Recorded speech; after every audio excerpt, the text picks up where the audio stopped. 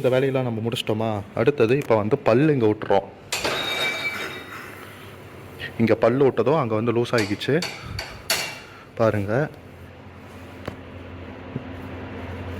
அடுத்த வேலை இதை வந்து நம்ம இலையாக உருவ ஆரம்பிக்கலாம். ஒவ்வொரு இலையாக நம்ம இப்படி உருவணும் அப்படின்னா அது வந்து வெளியில் வந்துடும்.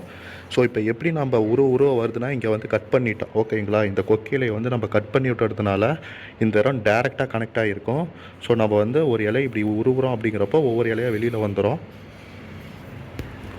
நம்ம இந்த அளவு வரைக்கும் நம்ம பிரித்து எடுக்கிறோம் சரிங்களா. பிரித்து எடுத்து இந்த இடத்துல வந்து ஜரிகையை நான் வந்து கட் பண்ணி விட்டுட்டு அப்படியே உருவ ஆரம்பிப்பேன்.